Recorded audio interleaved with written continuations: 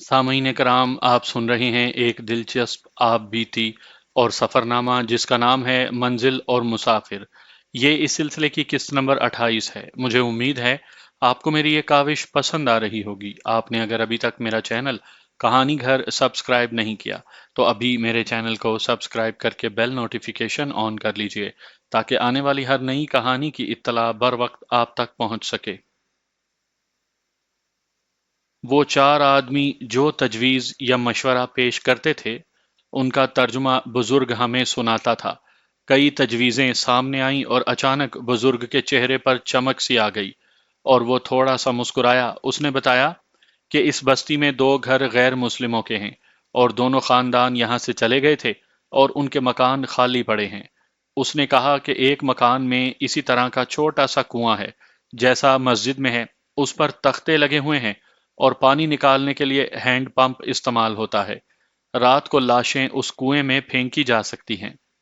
ये एक ऐसी तजवीज़ थी जो हमें अच्छी और बेखतर लगी। आजकल आपने देखा होगा कि कहीं पानी निकालने के लिए हैंड पंप लगाना पड़े तो वहां जमीन में बोर किया जाता है और जब पानी निकल आता है तो हैंड पंप का पाइप वहां डाल देते हैं और हैंड पंप पानी निकालने लगता है। मैं जिस वक्त की बात कर रहा हूं उस वक्त कुआं खोदा जाता था और उसमें हैंड पंप भी लगा दिया जाता था। बाज लोग कुएं में से डोल से भी पानी निकालते थे और हैंड पंप से भी, और बाज लोग कुएं के ऊपर फट्टे लगा देते थे और सिर्फ हैंड पंप इस्तेमाल करते थे। वहां भी हमने यही सिस्टम देखा। तय ये हुआ कि लाशें मस्जिद में पड़ी रहें और हम तीनों दोस्त रात को आएंगे और लाशें उठाकर उस मकान में ले जाएंगे और कुएं में फेंक देंगे। बुजुर्ग ने कहा कि हम अगर ना भी आएं तो वो खुद ही ये काम कर देंगे, लेकिन हमने मुनासिब ना समझा कि ऐसा खतरनाक काम उनके सपुर्द किया जाए। वो भले से लोग थे और उन्होंने मरने और मारने का और लाशों को ठिकाने लगाने का कभी काम नहीं किया था। हम उन्हें किसी मुश्किल में डालने से गुरेज कर रहे थे। आखिर यही तय हुआ कि हम रात को पहुंच जाएंगे और उन्हें अंदाजन वक्त भी बता दिया। लाशों को वहीं पड़े रहने देना था। हमने लाशों को घसीटा और मस्जिद के कमरे में ले गए और उनके ऊपर सफ़े और चटाइयां फेंक दी। फिर देखा तो जरा सा भी शुबा नहीं होता था कि उन चटाइयों वगैरह के नीचे लाशें पड़ी हुई हैं। उन लोगों ने कमरे के दरवाजे बंद कर दिए। बुजुर्ग ने बताया कि नमाज सहन में पढ़ा करते हैं। वो सर्दियों के दिन नहीं थे। अब एक बात रह गई थी जो फसी के दिमाग में आई थी। उसने बुजुर्ग मलाई से कहा कि उन दोनों की तलाश में अगर कोई फौजी इधर आ निकले और पूछे कि दो फौजी इधर आए थे तो वो साफ इनकार कर दें और कहें कि वो ज्यादातर घरों के अंदर रहते हैं, इसलिए उन्हें पता ही नहीं चलता कि कौन आया था और कौन गुजर गया। इस तरह की कुछ बातें बुजुर्ग को बताकर हम मस्जिद से निकलने लगे तो उन चार आदमियों में से एक ने हम तीनों के साथ बारी बारी हाथ मिलाया और हम तीनों के हाथ चूमे और फिर वो ज़ारो कतार रोने लगा। पता चला कि ये औरत इसकी बीवी थी। वो किसी काम से बाहर निकली तो आगे से ये दो काफिर आ रहे थे। उन्होंने उस औरत को पकड़ लिया। उसका खामिन हमें फरिश्ते समझ रहा था जिन्हें अल्लाह ताला ने उसकी बीवी की इज्जत बचाने के लिए आसमान से उतारा था। हमने उसकी बहुत दिलजोई की और कहा कि मुसलमान की हैसियत से हमारा ये फर्ज था कि एक मुसलमान औरत की इज्जत को बचाएं। हम उनसे रुखसत हुए और वहीं से शहर की तरफ आने के बजाय दूसरी तरफ निकल गए और खासा लंबा चक्कर काट कर वापस बारकों में आए। यहाँ मैं आपको ये भी बता दूं कि वहां हम राइफल या कोई हथियार अपने पास नहीं रखा करते थे। हम अपनी बारक में पहुंचे तो तीन चार साथियों ने पूछा कि हम कहाँ की सैर करके आए हैं। हमने उन्हें कोई और ही जगह और सिमत बताई और झूठ मूठ की कुछ बातें सुनाकर उन्हें मुतमईन कर दिया। अब हमें रात को बारिक से निकलना था, लेकिन उस वक्त जब सब सोए हुए हों। हो सकता है मेरी यह कहानी सुनने वाले कुछ हजरात ये शुबा करें कि मैं मन घड़त किस्से सुना रहा हूं। मैं आप सबसे ये बात कहना चाहूंगा कि ये वाकया और ऐसे कुछ और वाकयात सुनने से पहले जहन से शहरी और अपने गांव का माहौल निकाल दें और जहन में दो तीन बातें रख लें। पहली बात यह कि हम कुछ ज्यादा ही दलेर और निडर थे। मैंने शुरू में आपको सुनाया है कि अपने एक दोस्त के साथ किस तरह मैं एक पीर को मारा पीटा था। दूसरी बात यह कि मैं जहां का वाकया सुना रहा हूं वहां के माहौल और फिजा को तस्वुर में लाने की कोशिश करें। उस माहौल में मौत की हुक्मरानी थी। वहां सिवाय कुछ तो खून के कुछ भी नहीं था। वहां तो यह हाल था कि इस ख्याल से कश तो खून करते चले जाते थे कि किसी भी लम्हे हमारा अपना खून हो जाएगा। وہاں ہمارا اپنا قانون چلتا تھا۔ اپنے قانون سے مطلب یہ نہیں کہ ہم آزاد تھے، ہمارے اوپر جاپانی تھے جو مظلوم قوم تھی۔ میں آج ان دنوں کو یاد کرتا ہوں تو میرے رونگٹے کھڑے ہو جاتے ہیں، اور میں سوچتا ہوں کہ اس سکھ نائک اور ہندو نائک کو قتل کرنے سے پہلے میں برما کے جنگل میں کچھ آدمیوں کو قتل کرایا تھا۔ آج وہ ہمت مجھ میں نہیں آ سکتی۔ یہ بھی سوچیں کہ مسجد کی بے حرمتی کون مسلمان برداشت کر سکتا ہے؟ آج میرے جسم میں وہ طاقت نہیں رہی جو جوانی میں ہوا کرتی تھی، لیکن آج بھی کسی مسجد کی بے حرمتی کی بات سنتا ہوں تو خون میں وہی ابال اٹھتا ہے جو کوالالمپور کی اس مسجد کی بے حرمتی کو دیکھ کر اٹھا تھا۔ کشمیر، بوسنیا اور فلسطین وغیرہ میں مسلمانوں کے قتل عام اور مسجدوں کی بے حرمتی کی خبریں تو دل میں مرنے مارنے کا جذبہ بیدار کر دیتی ہیں، لیکن خون پی کر رہ جاتا ہوں۔ ذہن میں ایک کشمکش شروع ہو گئی۔ کبھی تو میں خوش اور مطمئن ہو جاتا تھا کہ میں نے اللہ کی راہ میں بہت بڑی نیکی کی ہے۔ کچھ دیر بعد اطمینان اور مسرت کی اس کیفیت میں زلزلہ سا آ جاتا اور یہ سوچ آ جاتی کہ کسی نے ہمارے مقتولوں کو آبادی میں جاتے دیکھ لیا ہوگا، اور جب پتہ چلے گا کہ دونوں لاپتہ ہیں تو ان کی تلاش میں فوجی وہاں تک پہنچ جائیں گے اور اس بزرگ کو اور اس بستی کے مسلمانوں کو ایسی اذیتیں دیں گے کہ وہ بتا دیں گے کہ ان دونوں کو کس نے قتل کیا ہے۔ یہ سوچ مجھے پریشان کر دیتی اور دل پر بوجھ سا آ پڑتا، لیکن میں اپنے آپ کو یوں تسلی دیتا کہ مر ہی جاؤں تو بہتر ہے۔ اپنے مستقبل کے متعلق تو کچھ پتہ ہی نہیں تھا کہ کیسا ہوگا اور میں کس انجام کی طرف بڑھا چلا جا رہا ہوں۔ میں نے اپنے دوستوں کو نہیں بتایا کہ میں کیا محسوس کر رہا ہوں۔ شام کو ہم تینوں نے اکٹھے کھانا کھایا۔ کھانے کے دوران ہم سرگوشیوں میں یہی باتیں کرتے رہے۔ میرا خیال ہے کہ فصیح اور شفیع بھی میری طرح کچھ گھبرائے گھبرائے تھے۔ ہمارے دونوں مقتول ہماری ہی بٹالین کے تھے، صرف کمپنیاں الگ الگ تھیں۔ رات 8:30 بجے گنتی ہوا کرتی تھی۔ تمام کمپنیاں الگ الگ ہوتی تھیں اور دیکھا جاتا تھا کہ کوئی غیر حاضر تو نہیں۔ اگلے روز کے احکام اور پروگرام گنتی کے بعد بتائے جاتے تھے۔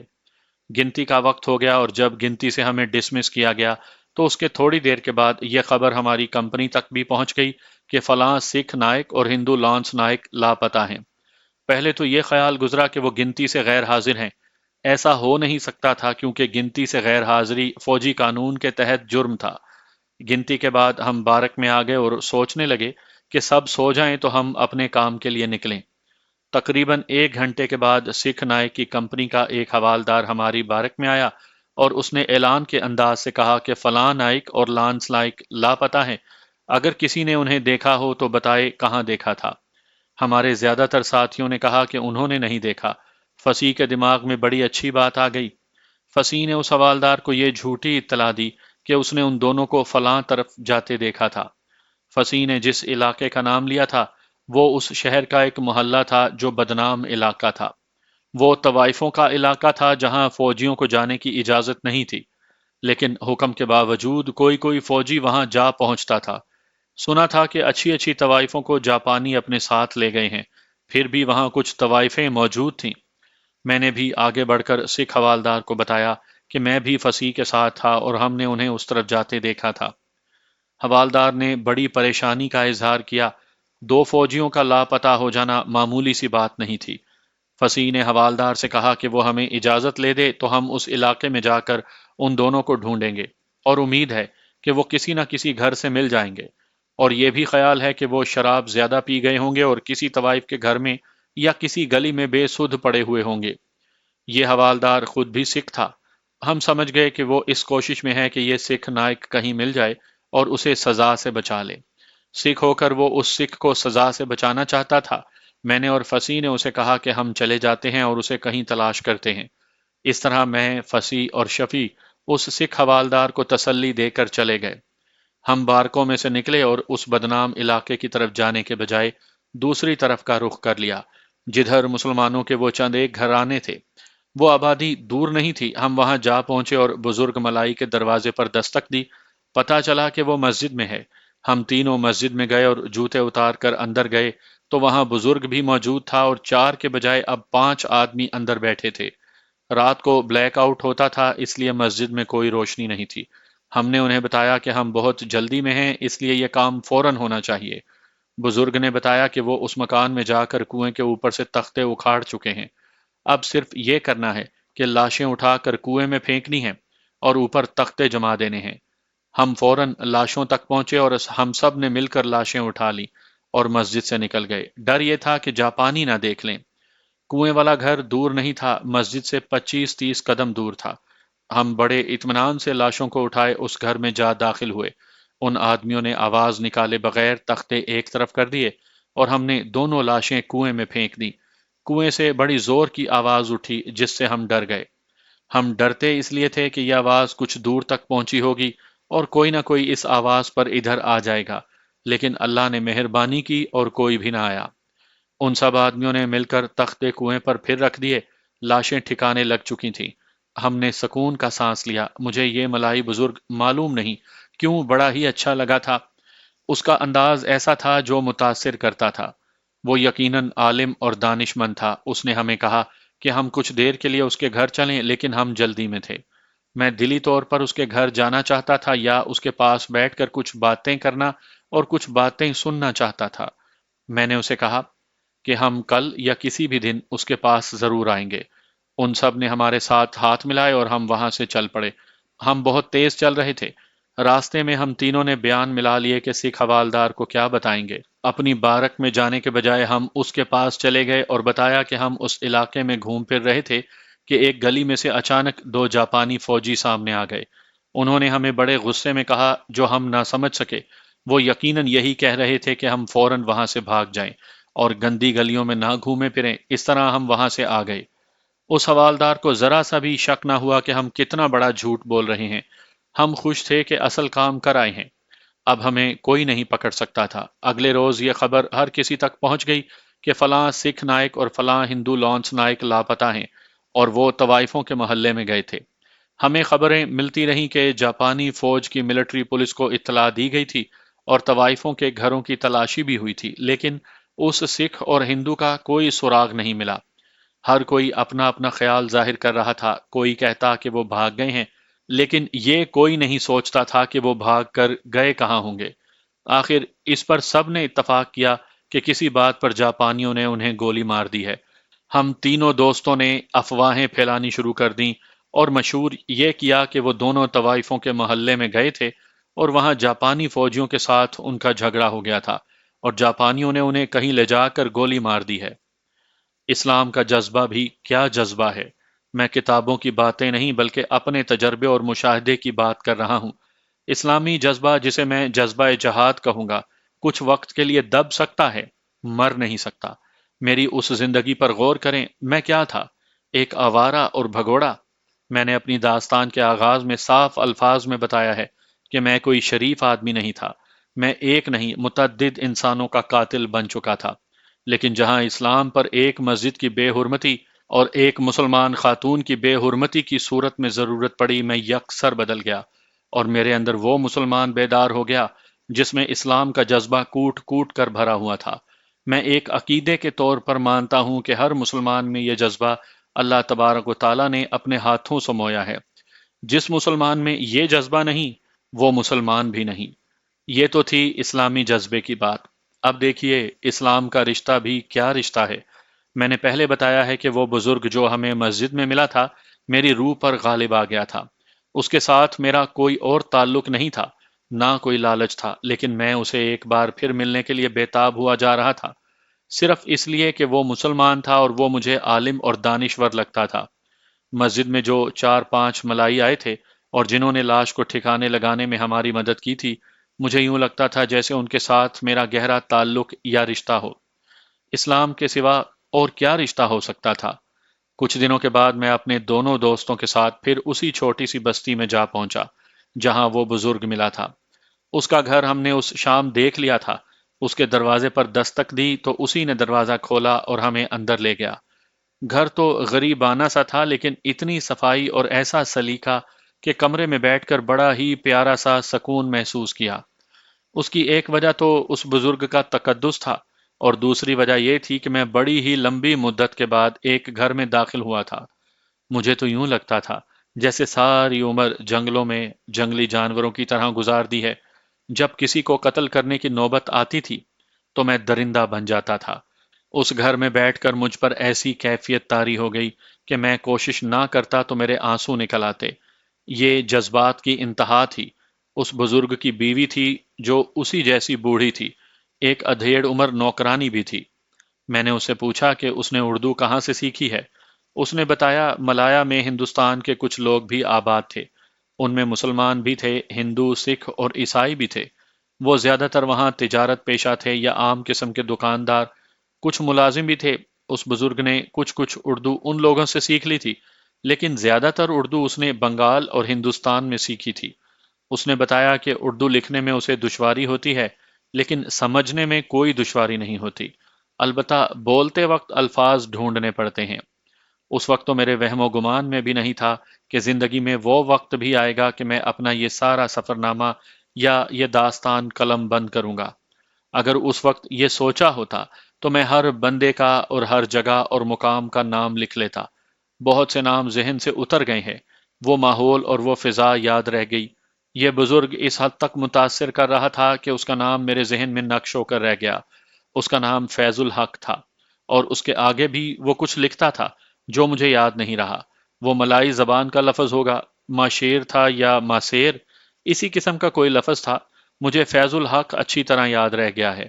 فیض الحق کا باپ عالم دین تھا، اور اسی نے فیض الحق کو دین یا دینی تعلیم کے راستے پر ڈالا تھا۔ جوانی کی عمر میں فیض الحق بنگال گیا اور ڈھاکہ میں 1 سال کسی دینی مدرسے میں رہا اور وہاں کے عالموں سے فیض حاصل کیا۔ انگریزوں کے دور میں بھی ڈھاکہ مسجدوں کا شہر کہلاتا تھا۔ بنگال، خصوصاً مشرقی بنگال، جو بعد میں مشرقی پاکستان بنا اور اب بنگلہ دیش ہے، مجاہدین کا ملک چلا آ رہا ہے۔ اس خطے نے سراج الدولہ اور تیتو میر جیسے مجاہدین پیدا کیے ہیں۔ علم کی جستجو میں فیض الحق دہلی تک گیا۔ یہ اس وقت کی بات ہے جب فیض الحق کی جوانی پرانی بات ہو گئی تھی۔ وہ بنگال سے واپس کوالالمپور آ گیا تھا اور کچھ برسوں کے بعد پھر نکل کھڑا ہوا اور ہندوستان کے چند ایک شہروں میں قیام کرتا دلی چلا گیا اور وہاں سے دیوبند بھی گیا، اور اس کا یہ سارا وقت علماء دین سے دین حاصل کرنے میں گزر گیا۔ اس نے کئی علماء دین کے نام بھی لیے تھے جن میں سے مجھے ایک بھی یاد نہیں رہا۔ اس وقت مجھے اسلام کے ساتھ روحانی دلچسپی تھی، علماء سے میں ناواقف تھا۔ البتہ اپنے قصبے کی تینوں مسجدوں کے مولویوں کے نام جانتا تھا، یا جس مولوی نے ہمیں دینیات پڑھائی تھی اس کا نام یاد رہا اور اب بھی یاد ہے۔ فیض الحق نے چائے سے ہماری تواضع کی۔ ہم جانتے تھے کہ جو شہری یہاں رہتے ہیں انہیں راشن پانی کی تنگی ہے۔ ہم نے فیض الحق سے پوچھا کہ اسے اگر کھانے پینے کی اشیاء کی تنگی ہو تو ہمیں بتائے، ہم اسے چاول وغیرہ دے سکتے ہیں۔ اس نے شکریہ ادا کرتے ہوئے کہا کہ اسے کوئی تنگی نہیں، اور وہ صبر اور شکر سے زندگی گزارنے والا انسان ہے۔ ہمارے پاس کوئی راشن نہیں تھا جو ہم اسے دیتے، پکا پکایا کھانا لنگر سے ملتا تھا۔ ہم اگر کسی کو کچھ دیتے تو وہ چوری یا ہیرا پھیری کر کے حاصل کرتے اور پھر دیتے۔ فیض الحق کے لیے تو میں بہت بڑا جرم کرنے کو بھی تیار تھا۔ وہ آہستہ آہستہ بول رہا تھا اور میں نوٹ کر رہا تھا کہ وہ الفاظ ڈھونڈ رہا ہے اور انہیں جوڑ جاڑ کر بولتا ہے۔ میں اس کی باتیں صاف اردو میں بتاؤں گا۔ ان تمام علاقوں پر یہ آفت نازل ہونی ہی تھی، فیض الحق نے کہا۔ جاپانی فوج ایک آسمانی آفت تھی جو نازل ہوئی اور برما تک پہنچ گئی۔ لوگ کہتے ہیں کہ جاپانی فوج ہندوستان پر قابض ہو جائے گی، لیکن یہ صحیح نہیں اور ایسا نہیں ہوگا۔ جاپانی فوج جہاں تک چلی گئی ہے وہاں سے واپس آ جائے گی، آگے نہیں بڑھے گی۔ کیا آپ کو جنگ کی تازہ بتازہ خبریں ملتی رہتی ہیں؟ میں نے پوچھا۔ مجھے جو خبریں ملتی ہیں وہ اللہ کی طرف سے ملتی ہیں، فیض الحق نے جواب دیا۔ ہمارے پاس نہ تو ریڈیو ہے نہ کوئی اخبار ملتا ہے، اب تو یہاں کوئی اخبار چھپتا بھی نہیں۔ پھر آپ کو شہر کے لوگوں سے خبریں مل جاتی ہوں گی، فصیح احمد نے کہا۔ شہر کے لوگوں کو کچھ بھی معلوم نہیں کہ آگے کیا ہو رہا ہے، فیض الحق نے کہا۔ آپ خود فوجی ہیں، آپ جانتے ہیں کہ شہریوں کو فوج کی صحیح خبریں نہیں دی جایا کرتی۔ میں تمہیں ایک خبر دیتا ہوں جو مجھے پوری امید ہے بالکل صحیح ہوگی۔ اگر آپ کو معلوم نہیں تو اپنے فوجی ذرائع سے معلوم کر لیں۔ جاپان کی فوج برما سے بھاگ آئی ہے اور برما پر پھر انگریزوں کا قبضہ ہو گیا ہے۔ یہ تو فصیح احمد مجھے پہلے ہی بتا چکا تھا کہ جاپانی برما سے پسپا ہو آئے ہیں، لیکن یہ بزرگ فیض الحق یہ دعویٰ کر رہا تھا کہ اسے اللہ کی طرف سے خبریں ملتی ہیں۔ میں اسے یہ معلوم کرنا چاہتا تھا کہ اللہ سے وہ کس طرح خبریں حاصل کرتا ہے۔ میں یہ تسلیم کرنے پر آمادہ نہیں تھا کہ یہ بزرگ جھوٹ بھی بول سکتا ہے۔ کیا جاپانی ملایا میں جم کر لڑیں گے؟ میں نے پوچھا۔ نہیں، فیض الحق نے جواب دیا۔ میں دیکھ چکا ہوں کہ جاپانی فوج جس طرح آسمانی آفت بن کر آئی تھی، اسی طرح یہ فوج تباہ ہوگی، جیسے اس پر کوئی آسمانی آفت گری ہو۔ مجھے بہت بڑا انقلاب نظر آ رہا ہے جو ملایا میں آئے گا، دنیا ہی بدل جائے گی۔ فیض الحق میرے لیے پر اسرار سی شخصیت بنتا جا رہا تھا۔ اس کے ساتھ ہماری جو باتیں ہوئیں اور جو باتیں اس نے کی، اس سے مجھے یہ تاثر ملا کہ اس کے پاس روحانی علم یا کشف کی طاقت ہے، جس سے یہ ہر بات معلوم کر لیتا ہے۔ آپ نے روحانی عامل جوتشی، پیر اور شاہ جی دیکھے ہوں گے، اور ان میں سے کسی کے ساتھ آپ کا واسطہ بھی پڑا ہوگا۔ آپ کو تجربہ ہوا ہوگا کہ یہ لوگ بڑے لمبے چوڑے دعوے کیا کرتے ہیں اور بڑ ہانکنے کے انداز سے بات کرتے ہیں۔ وہ اپنے سائلوں کو متاثر کرنے کے لیے اپنی کرامات بڑھ چڑھ کر بیان کرتے ہیں اور ظاہر یہ کرتے ہیں کہ انہیں غیب کی ہر بات معلوم ہو جاتی ہے۔ لیکن فیض الحق کا انداز کچھ اور ہی تھا۔ اس کے ہونٹوں پر ہلکا سا تبسم تھا جس میں مجھے تقدس نظر آتا تھا، اور وہ پر اعتماد لہجے میں بات کرتا تھا۔ کیا آپ کو کشف ہوتا ہے؟ میں نے پوچھا۔ کوئی روحانی علم یا عمل آپ کے ہاتھ میں ہے؟ آپ کے ملک ہندوستان میں ایک شہر الہ آباد نام کا ہے، فیض الحق نے کہا۔ میں نے وہاں کچھ عرصہ گزارا ہے، اور یہ عرصہ ایک بزرگ عالم کے سائے میں گزارا تھا۔ میں نے ان کی بہت خدمت کی تھی، اور وہ شاید میری نیت اور میری روح کا راز سمجھ گئے تھے۔ انہوں نے مجھے اپنے فیض سے کچھ حصہ عطا کر دیا، اور میرا رشتہ اللہ تعالیٰ کے ساتھ براہ راست قائم کر دیا۔ انہوں نے مجھ سے وظیفے بھی کروائے، چلے بھی کروائے، اور ریاض بھی کروایا، اور میرے آگے ڈھکے چھپے طبق بے نقاب ہو گئے۔ اللہ تعالیٰ نے آپ کو غیبی طاقت دی ہے، فصیح احمد نے کہا۔ کیا آپ اس طاقت سے ملایا کی تباہی کو روک نہیں سکتے تھے؟ اگر آپ چاہتے تو ہو سکتا تھا جاپانیوں کی فوج ساحل سے دور ہی رہتی اور وہیں سے واپس چلی جاتی۔ میں آپ کو ایک بات سمجھانے کی کوشش کروں گا، فیض الحق نے کہا۔ اللہ جس کام کا حکم دیتا ہے اسے بندہ روک نہیں سکتا۔ میں دیکھ چکا ہوں، سب کچھ نظر آ گیا ہے۔ اللہ اس خطے میں جو خونی انقلاب لایا ہے، یہ اسلام کے حق میں ہوگا۔ اگر آپ لوگ پڑھے لکھے ہیں اور اس علاقے کا نقشہ دیکھا ہے، تو آپ کو معلوم ہوگا کہ اس سارے خطے میں جزیرے ہی جزیرے ہیں۔ کچھ چھوٹے ہیں، کوئی بہت ہی چھوٹے ہیں، کوئی بڑے ہیں اور کوئی بہت ہی بڑے ہیں۔ ملایا پر اور اس کے ساتھ والے جزیروں پر انگریزوں کا قبضہ تھا، اور یہاں انہی کی بادشاہی تھی۔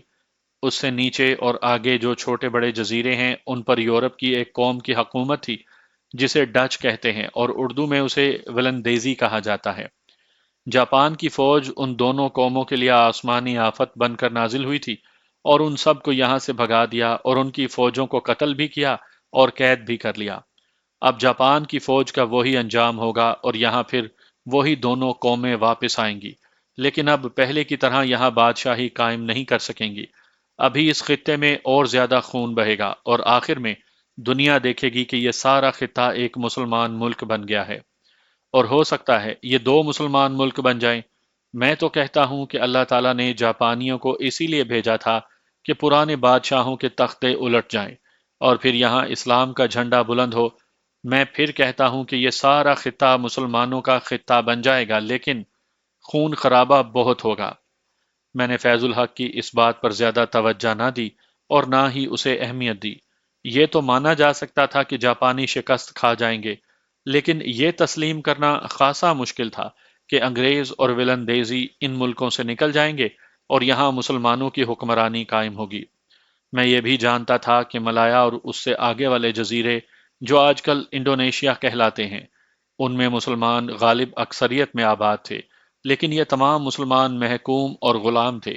ان کے پاس کوئی فوجی طاقت نہیں تھی۔ اگر ان میں کوئی دم خم تھا تو وہ جاپانی فوج نے ختم کر ڈالا تھا، انہیں بے گھر کر دیا اور ان کی عزتیں بھی لوٹ لی تھی۔ یہ تو اٹھنے کے قابل بھی نہیں رہے تھے۔ یہ تو میرے اس وقت کے تاثرات ہیں جب میں اس بزرگ کے گھر میں بیٹھا اس کی باتیں سن رہا تھا۔ لیکن جنگ کے کچھ ہی عرصے کے بعد دو مسلمان ملک دنیا کے نقشے پر ابھرے، ایک ملائیشیا اور دوسرا انڈونیشیا۔ آج فیض الحق مجھے بہت یاد آ رہا ہے۔ اس کے پاس روحانیت کا علم تھا اور وہ کشف کی طاقت بھی رکھتا تھا۔ اس وقت اس نے ایک اور بات بھی کہی تھی، اور میں بے اختیار ہنس پڑا تھا کیونکہ وہ خواب و خیال کی بات لگتی تھی۔ تم اس انقلاب کو اپنے ملک ہندوستان میں بھی دیکھو گے، فیض الحق نے کہا۔ وہاں بھی انگریزوں کا تختہ الٹ جائے گا اور ایک یا دو مسلمان ملک وجود میں آئیں گے۔ کبھی سوچا بھی نہ تھا کہ ہندوستان میں پاکستان کے وجود کا ظہور ہوگا اور پاکستان دو حصوں میں ہوگا، اور پھر اگر پاکستان آدھا رہ بھی گیا تو ایک اور مسلمان ملک وجود میں آئے گا جس کا نام مشرقی پاکستان کے بجائے بنگلہ دیش ہوگا۔ محترم بزرگ، میں نے کہا، ہمیں کچھ بتائیں کہ ہماری منزل کیا ہے اور ہم کس انجام کو پہنچ رہے ہیں۔ فیض الحق نے ہم تینوں کے چہروں کو باری باری بڑے غور سے دیکھا اور آنکھیں بند کر کے اوپر کو منہ کر لیا اور پھر سر جھکا لیا۔ اس کے ہونٹ ہل رہے تھے جیسے وہ دل ہی دل میں کچھ پڑھ رہا ہو۔ 2-3 منٹ وہ اسی کیفیت میں رہا، پھر اس نے سر اٹھا کر باری باری ہم تینوں کو دیکھا۔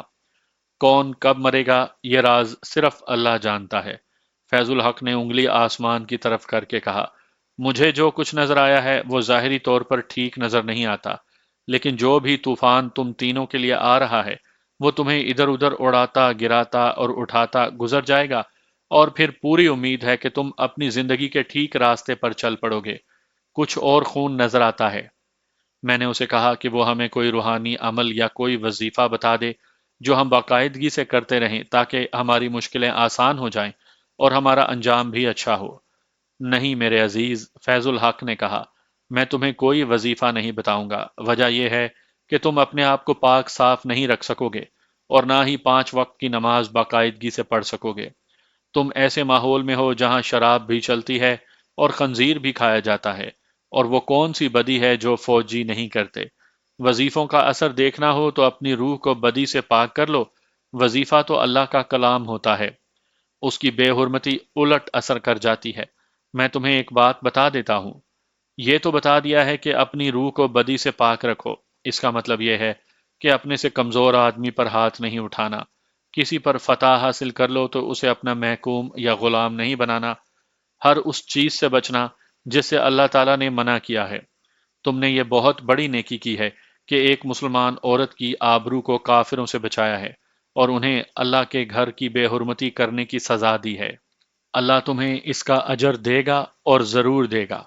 میں تمہیں یہ بتا رہا ہوں کہ تم بھی روحانی طاقت حاصل کر سکتے ہو۔ راز کی بات میں نے تمہیں بتا دی ہے۔ اب ایک اور بات بتائیں، میں نے پوچھا۔ آپ کو شاید معلوم ہوگا کہ جاپانیوں نے انڈین نیشنل آرمی کے نام سے ہندوستان کے فوجیوں کی ایک فوج بنائی ہے۔ اس کا انجام کیا ہوگا؟ بکھر جائے گی، فیض الحق نے جواب دیا۔ تمہاری یہ فوج کچھ بھی نہیں کر سکے گی۔ ہم اسی فوج میں ہیں، فصیح نے پوچھا۔ اگر انگریزوں کی فوج آ گئی تو کیا ہمیں اس کے خلاف لڑنا چاہیے؟ وہاں تک تو شاید نوبت ہی نہیں آئے گی، فیض الحق نے جواب دیا۔ اگر انگریزوں کی فوج آ گئی تو اپنے آپ کو اس کے حوالے کر دینا، تمہیں کوئی سزا نہیں ملے گی۔ ہمیں وہاں بیٹھے بہت ہی وقت گزر چکا تھا، ہم اتنی دیر تک غیر حاضر نہیں رہ سکتے تھے۔ ہم وہاں سے اٹھے اور جب باہر نکلے تو میں ایک کشمکش میں مبتلا ہو گیا۔ فیض الحق نے مجھے متاثر کیا تھا، لیکن اس کی کچھ باتیں اور پیشن گوئیاں ایسی تھیں جو مجھے قابل اعتبار نہیں لگتی تھیں۔ کبھی خیال آتا کہ یہ بزرگ بے بنیاد باتیں کرتا ہے، اور کبھی یہ خیال آتا کہ یہ شخص عالم دین ہے اور جو کچھ کہہ رہا ہے وہ صحیح ثابت ہوگا۔ ہم تینوں دوست اس کی باتوں کے متعلق باتیں کرتے واپس اپنی بارک میں آ گئے۔ فیض الحق اللہ کے ان چند ایک بندوں میں سے تھا جنہیں میں باقی عمر بھول نہیں سکوں گا۔ ملایا میں میرا ارادہ تھا کہ میں اس کے پاس جاتا رہا کروں گا اور اس سے دینی تعلیم حاصل کروں گا۔ دینی تعلیم سے میری مراد وہ تعلیم نہیں جو مسجدوں کے مولوی دیا کرتے ہیں اور سمجھتے کچھ بھی نہیں۔ میرا مقصد یہ تھا کہ اس سے روحانیت کے کچھ سبق لوں گا۔ روحانیت سے کسی کو یہ غلط فہمی نہ ہو کہ میں روحانی عامل بننا چاہتا تھا۔ میرا مقصد روح کی تسکین تھا، اور اصل مقصد یہ تھا کہ اللہ تبارک و تعالیٰ کے ساتھ میرا رابطہ قائم ہو جائے، لیکن میں ایک ہی بار جا سکا کیونکہ ملایا کے حالات اچانک پلٹا کھا گئے۔ فیض الحق کی ایک پیشن گوئی فوراً ہی پوری ہو گئی۔ اس نے کہا تھا کہ جس طرح جاپانی فوج آسمانی آفت بن کر انگریزوں اور ولندیزیوں پر گری تھی، اسی طرح جاپانی فوج پر بھی ایسی آفت گرے گی کہ وہ اسے آسمانی آفت سمجھیں گے۔ اب جاپانی برما سے اپنی پسپائی کو ہم سے نہیں چھپا سکتے تھے۔ کوالالمپور میں جاپانیوں کی جو فوج تھی اس میں ہمیں بھگدڑ سی مچی نظر آنے لگی تھی۔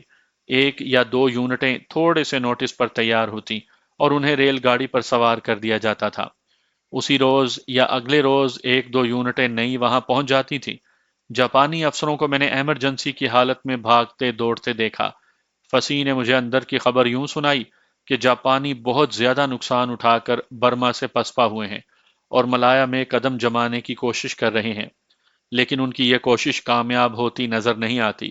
ایک خبر یہ بھی سنی کہ امریکہ، برطانیہ اور آسٹریلیا کی نیوی کے بحری جنگی جہاز بڑی تیزی سے برما کی طرف سے ملایا اور سماٹرا کی طرف بڑھ رہے ہیں۔ معلوم نہیں یہ افواہ تھی یا خبر، اور صحیح خبر، کہ ان بحری جہازوں نے ساحل سے گولہ باری بھی شروع کر دی تھی۔ میں نے آپ کو کہانی میں پہلے تفصیل سے سنایا ہے کہ جاپانیوں نے ملایا اور سنگاپور کس طرح فتح کیے تھے اور انگریزوں کی فوج نے کس طرح ہتھیار ڈالے تھے۔ اب اگر میں تفصیل سے سنانے لگوں کہ اتحادیوں نے یعنی امریکہ اور برطانیہ نے کس طرح جوابی حملہ کیا اور وہ کس طرح ملایا تک پہنچے، تو بات بہت ہی لمبی ہو جائے گی، اور ہو سکتا ہے کہ کچھ سامعین کرام اس میں بوریت محسوس کریں۔ میں اس جوابی حملے کی بات مختصر سی کروں گا۔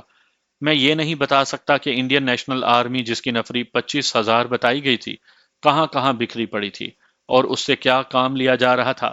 میں صرف اپنی بٹالین کا ذکر کروں گا، کیونکہ بات وہی اچھی لگتی ہے جو اپنی آنکھوں دیکھی ہوئی ہو۔ ایک روز جاپانی افسروں نے ہم میں سے تقریباً 100 جوان منتخب کر کے الگ کر لیے۔ ان میں مجھے اور فصیح احمد کو بھی شامل کر لیا گیا۔ ہمیں کچھ دور لے جا کر الگ بارکوں میں رکھا گیا اور ہمیں وہاں بتایا گیا کہ ہمیں کمانڈو ٹریننگ دی جائے گی اور ہم دشمن یعنی انگریزوں اور امریکیوں کی فوج کے مورچوں کے پیچھے جا کر حملے کیا کریں گے۔ عام فہم زبان میں یوں کہہ لیں کہ ہمیں شب خون اور چھاپا مارنے کی ٹریننگ دینی تھی۔ آئی این اے کو جنگ میں یوں جھونکنے کی ایک وجہ تو یہ ہو سکتی تھی کہ جاپانیوں کی حالت کچھ زیادہ ہی پتلی ہو گئی تھی اور انہیں کمک نہیں مل رہی تھی۔ دوسری وجہ یہ ہو سکتی تھی کہ جاپانیوں نے آئی این اے کی 25,000 نفری کو 2-2.5 سال راشن کھلایا تھا اور اس کی ٹہل سیوا کی تھی۔ اب جاپانی اسے اپنا حق وصول کرنا چاہتے تھے۔ بحر الکاہل میں جب امریکہ نے حملہ کیا تو امریکہ کی نیوی اور جاپان کی نیوی کے درمیان جو بحری جنگ لڑی گئی تھی، وہ جنگوں کی تاریخ کی سب سے بڑی اور سب سے زیادہ ہولناک جنگ تھی۔ جاپان کی فوج اتنی زیادہ نہیں تھی جتنی زیادہ اس نے نیوی تیار کر رکھی تھی۔ اس میں کئی ایک طیارہ بردار بحری جہاز تھے۔ امریکہ کی نیوی بھی کچھ کم نہیں تھی، اس میں بھی طیارہ بردار جنگی جہاز تھے۔ اگر آپ اس بحری جنگ کی تفصیلات پڑھیں تو اس میں آپ کو کچھ دلچسپیاں بھی ملیں گی۔ بحری جہاز بہت دور دور سے ایک دوسرے پر گولے برساتے ہیں، اتنی دور سے کہ اکثر اوقات پتہ ہی نہیں چلتا کہ وہ جس بحری جہاز پر گولے فائر کر رہے ہیں وہ کہیں اپنا ہی نہ ہو۔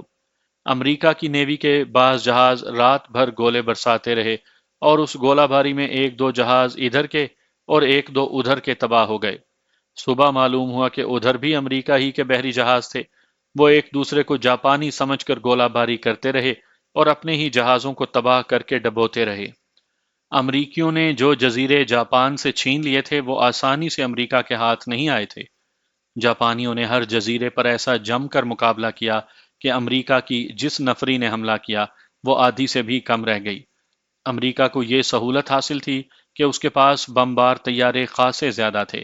وہ اتنی زیادہ بمباری کرتے تھے کہ یوں لگتا تھا کہ یہ پورا جزیرہ سمندر میں ڈوب جائے گا۔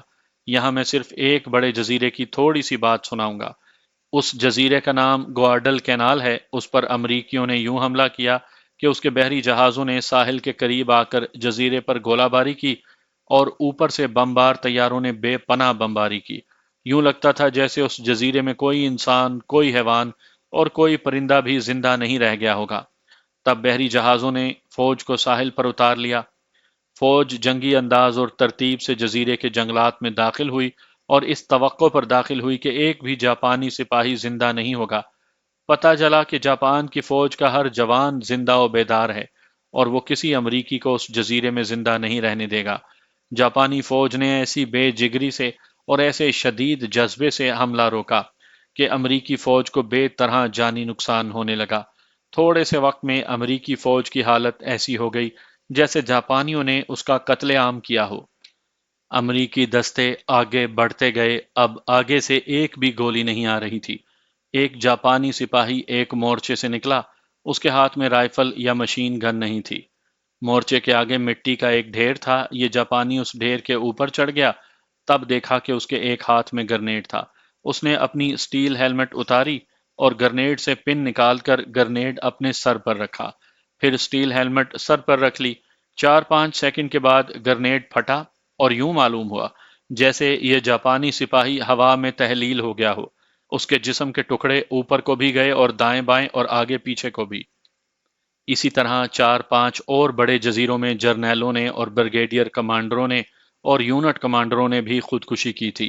فوج نے بھی اجتماعی خودکشی کی۔ جو جوان خودکشی کرتے تھے ان کی تعداد زیادہ نہیں ہوتی تھی، کیونکہ وہ اتنی بے جگری سے لڑتے تھے کہ لڑتے ہوئے ہی مارے جاتے تھے۔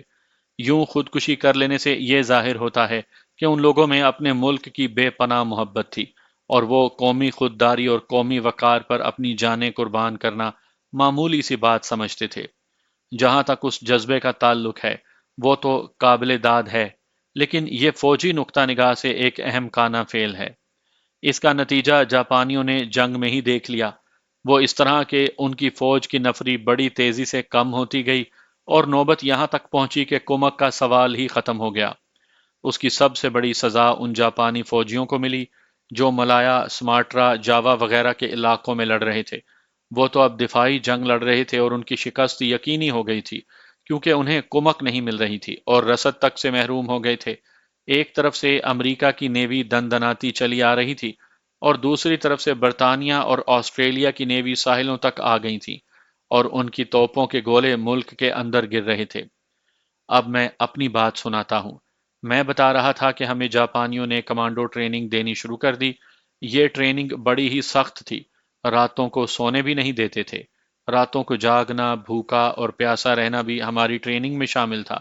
ہاتھوں میں رائفل یا کوئی گن پکڑ کر کوہنیوں اور پیٹ کے بل ایک ایک میل روزانہ رینگنا ایک معمول بن گیا تھا۔ ہمیں پتھروں پر اور کانٹوں پر بھی رینگنے کی مشق کروائی جاتی تھی۔ درختوں پر بندروں کی طرح چڑھنے کی اور درختوں سے کودنے کی ٹریننگ بھی دی گئی۔ 7-8 قدم لمبائی چوڑائی میں آگ جلا کر ہمیں کہا جاتا تھا کہ اس میں سے دوڑ کر گزرو۔ دلدل میں سے گزرنا بھی ہماری ٹریننگ میں شامل تھا۔ 15-20 روز گزر گئے تو مجھے اپنے متعلق یہ شک ہونے لگا کہ میں انسان نہیں، جنگل کا جانور بن گیا ہوں۔ اپنا جسم اپنا نہیں لگتا تھا۔ کبھی تو یوں محسوس ہوتا جیسے دماغ اور جسم کا رشتہ ٹوٹ گیا ہو۔ جسمانی طور پر میں نے اپنے آپ میں یہ تبدیلی دیکھی کہ جسم پھرتیلا ہو گیا تھا اور فارغ رہ رہ کر جسم پر جو چربی چڑھتی جا رہی تھی وہ ختم ہو گئی تھی۔ یہ تو جسم کی بات تھی۔ کبھی اپنا جسم دیکھ کر تھوڑی سی خوشی ہوتی تھی کہ میں جسمانی طور پر سمارٹ ہو گیا ہوں، لیکن ذہنی طور پر میں ٹھیک نہیں تھا۔ اور میرا دوست فصیح احمد بھی ذہنی طور پر پریشان تھا۔ اس پریشانی کا ذکر پہلے ہو چکا ہے۔ اب یہ پریشانی اس لیے بڑھ گئی تھی کہ ہمیں اپنی فوج کے خلاف جاپانیوں نے لڑانا تھا، اور صورتحال یہ تھی کہ جاپانیوں کے مقدر میں شکست لکھ دی گئی تھی۔ میں اور فصیح کہیں فارغ بیٹھتے تو اکثر اس مسئلے پر باتیں کیا کرتے۔ ہمیں نظر یہ آ رہا تھا کہ ہم انڈین آرمی کے خلاف لڑتے ہوئے پکڑے جائیں گے تو ہمیں سیدھی سزائے موت ملے گی۔ ہمارے پاس اس مسئلے کا کوئی حل نہیں تھا، نہ ہم پیش گوئی کر سکتے تھے کہ کیا ہوگا۔ آخر ہم اپنے آپ کو اور اپنی قسمت کو اللہ کے حوالے کر کے دل ہی دل میں دعا کیا کرتے تھے کہ جو ہو ہماری بہتری کے لیے ہو۔ 1.5-2 مہینوں کے بعد ہمیں ایک روز ٹرکوں میں بٹھایا گیا۔ ہمارے ساتھ مختصر سا سامان تھا، مثلاً 3 کمبل، ہتھیار اور ایمونیشن۔ ایمونیشن کا اچھا خاصا ذخیرہ 2 ٹرکوں پر لادا گیا۔ ہم جو ہندوستانی تھے ہماری تعداد 100 تھی اور ہمارے ساتھ 100 جاپانی فوجی تھے، وہ بھی شاید کمانڈو تھے۔ ٹرک چل پڑے اور شہر سے نکل گئے۔ میں ان علاقوں سے تو واقف تھا ہی نہیں کہ آج بتا سکتا کہ ہمیں کہاں سے کہاں لے جایا گیا۔ میں اتنا بتا سکتا ہوں کہ ہم شمال مغرب کی طرف جا رہے تھے اور اس طرف برما تھا اور راستے میں سیام آتا تھا جو آج کل تھائی لینڈ کہلاتا ہے۔ 1:30-2 بجے کا وقت ہوگا۔ ہم گھنے جنگل میں جا رہے تھے۔ ایک جگہ یہ کانوائے رک گیا اور ہمیں ڈبوں کا راشن کھانے کو دیا گیا۔ معلوم نہیں یہ کیا کیا تھا۔ بھوک لگی ہوئی تھی اس لیے جو کچھ بھی تھا کھا لیا۔ یہاں میں آپ کو یہ بھی بتا دوں کہ جاپانی فوج راشن کی شدید قلت محسوس کرنے لگی تھی۔ سپاہیوں کے لنگر میں کبھی ایک وقت کے لیے کھانا بھی نہیں پکتا تھا، اور اس صورت میں سپاہیوں کو ایمرجنسی راشن دیا جاتا تھا۔ ہمیں بھی راستے میں یہی ایمرجنسی راشن دیا گیا۔ یہ جاپانی تو شاید شوق سے کھاتے ہوں گے، ہم ہندوستانیوں نے یہ اس لیے کھا لیا کہ بھوک لگی ہوئی تھی اور پیٹ میں کچھ نہ کچھ ڈالنا ہی تھا۔ ہمارا کانوائے پھر چل پڑا اور شام گہری ہو گئی تو چھوٹی سی ایک چھاؤنی میں جا رکا۔ ہمیں ٹرکوں سے اتارا گیا اور رات اس چھاؤنی میں گزری۔ رات کو بھی ہمیں ایمرجنسی راشن دیا گیا۔